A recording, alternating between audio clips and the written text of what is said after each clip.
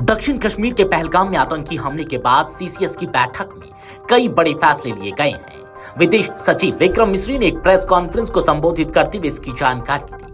विदेश सचिव विक्रम मिस्री ने कहा, इस आतंकवादी हमले की गंभीरता को समझते हुए सीसीएस ने निम्नलिखित उपायों पर निर्णय लिया।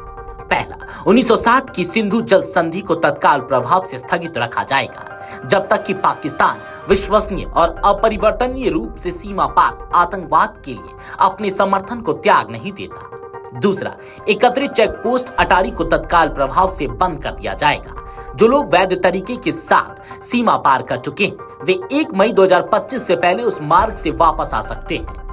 तीसरा, पाकिस्तानी नागरिकों को सार्क वीजा छूट योजना के तहत भारत की यात्रा करने की अनुमति नहीं दी जाएगी।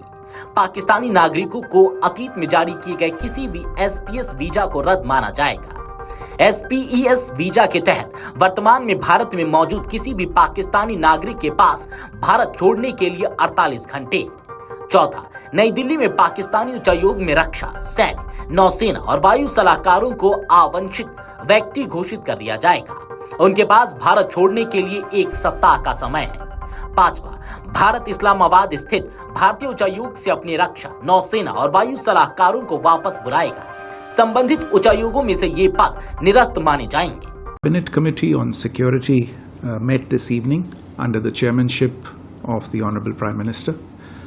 The CCS was briefed in detail on the terrorist attack on 22nd April 2025 in Pahalgam in Jammu and Kashmir, in which 25 Indians and 1 Nepali citizen were killed. A number of others sustained injuries. The CCS condemned the attack in the strongest terms and expressed its deepest condolences to the families of the victims and hoped for the early recovery of the injured. Strong expressions of support and solidarity have been received from many governments around the world, which have unequivocally condemned this terror attack. The CCS recorded its appreciation for such sentiments, which reflect zero tolerance for terrorism. मिस्री ने कहा, CCS ने समग्र सुरक्षा स्थिति की समीक्षा की और सभी बलों को उच्च सतर्कता बनाए रखने का निर्देश दिया। संकल्प लिया गया कि इस हमले के अपराधियों को न्याय के कटघरे में लाया जाएगा और उनके प्रायोजकों को जवाबदेह ठहराया जाएगा।